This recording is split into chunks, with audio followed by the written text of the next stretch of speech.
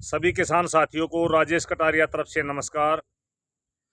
आज हम बात करेंगे भाई 13-40-13 NPK 13-40-13। इस समय जिस समय फूल से फल में कन्वर्ट होता है उस समय और वह साइज जब बढ़ाने की आवश्यकता पड़ती है तो उस समय 13-40-13 बहुत ही इम्पोर्टेंट खाद है स्प्रे के लिए। तो इसका कैसे इस्तेमाल करेंगे और इसके साथ हम किसका कम्बो बना सकते हैं। तो सबसे पहले 13-40-13 की बात करें तो इसमें 13% नाइट्रोजन होता है और 40% जो होता है वो फास्फोरस होता है और 13% इसमें पोटेशियम होता है।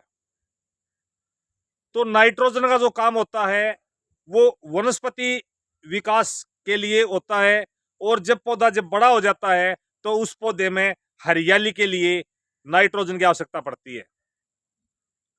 तो इसलिए हमने 13-40-13 का इस समय इस्तेमाल जरूर करना पड़ेगा। क्यों करना पड़ेगा?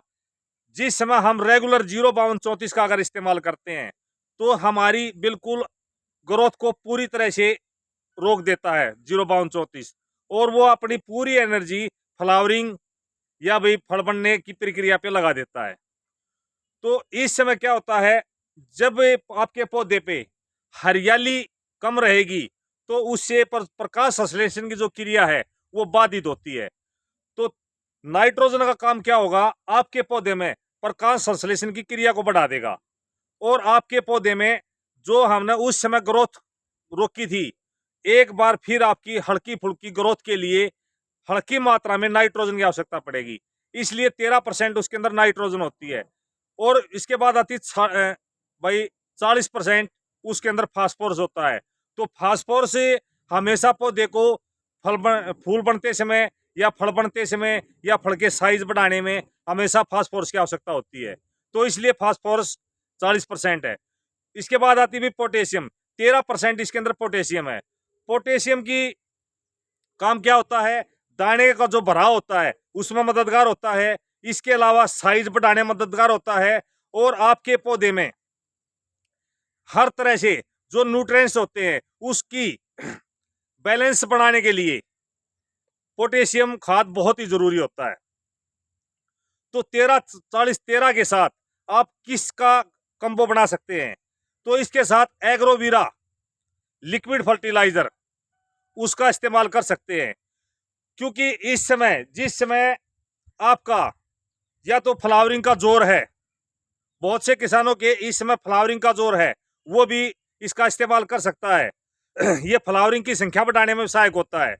इसके अलावा जिस किसान भाई के खेत में फूल से फल में कन्वर्ट होने की क्रिया चालू हो रही है तो वहां भी 13-40-13 मददगार करता है। इसके बाद जब आपके फ्रूट का जो साइज डेवलप करने के लिए 13-40-13 का इस्तेमाल होता है। तो इसी तरह से जब आप एग्रोवीरा प्लस का इस्तेमाल करते हैं, चाहे आपका वनस्पति विकास हो, चाहे आपकी फूल की स्टेज हो या फूल से फल में बनने की स्टेज हो या भी आपके फ्रूट के साइज को बढ़ाने की बात हो, तो हर क्रिया में एग्रोवीरा प्लस बहुत ही ज्यादा सहायक होता है। इसके अंदर नाइट्रोजन भी, फास्फोरस भी और पोटास भी, इसके अलावा मैग्नीशियम, कार्बन और इसके अलावा बोरोन और इसके जितने भी जो न्यूट्रिएंट होते हैं वो लगभग सभी की मात्रा इसके अंदर अवेलेबल होती है।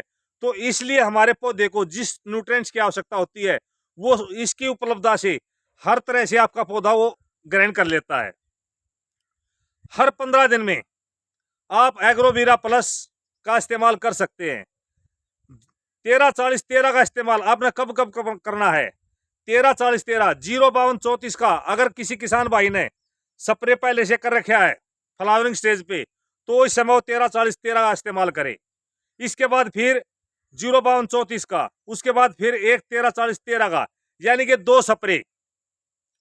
जब तक आपकी मेच्योरिटी, आपके फ्रूट का साइज लगभग सही मात्रा में ना बन जाए, जब तक आप 13-40-13 उसके बाद 0-52-34 फिर 13-40-13 फिर 0-52-34 इस तरह से आप हर 15 दिन में एक स्प्रे कर सकते हैं।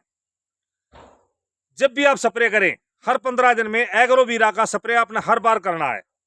उसका आप किसी के साथ भी कॉम्बिनेशन बना सकते हैं।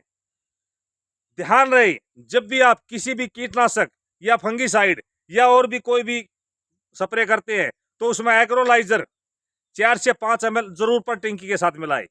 अब बात आती है भाई 13-40-13 13-40-13 का हमने कितना टंकी के अंदर डालना है। तो इसकी जो डोज होती है वो पर टंकी लगभग 80 से 100 ग्राम। अगर आपका पौधा क्योंकि कई किसानों ने लेट पौधा रोपण किया है तो उनके छोटी मात्रा में पौधे होंगे, तो छोटी मात्रा में जो पौधे होते हैं, किसी का अभी फोन आते हैं, किसी का 2.5 फीट का भी है, 2 का भी है, 3 का भी, 4 का भी है। अगर आपका 5 फीट से कम का पौधा है तो आप लगभग 70 से 80 ग्राम ले सकते हैं। अगर आपका पौधा सही मैच्योर है, लगभग 10 से 12 फीट का है, तो आप आसानी से 100 ग्राम के आसपास 15-16 लीटर की जो टंकी होती है उसके अंदर आप आसानी से ले सकते हैं।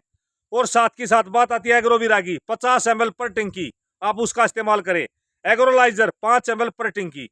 तो इस तरह से इसका कॉम्बिनेशन बना के आप स्प्रे कर सकते हैं। अगली वीडियो में आपसे हम शेयर करेंगे भाई 100% जो जैविक खेती करता है उस जैविक खेती करने वाले किसानों के लिए एप्पल बेर में खाद की मात्रा किस हिसाब से, कौन सा खाद डालें, कौन सा स्प्रे करें, तो हर तरह से पूरी विस्तृत जानकारी आप अगली वीडियो मिलेगी। तो आज की वीडियो देखने के लिए धन्यवाद। जय हिंद, जय भारत, जय माता दी।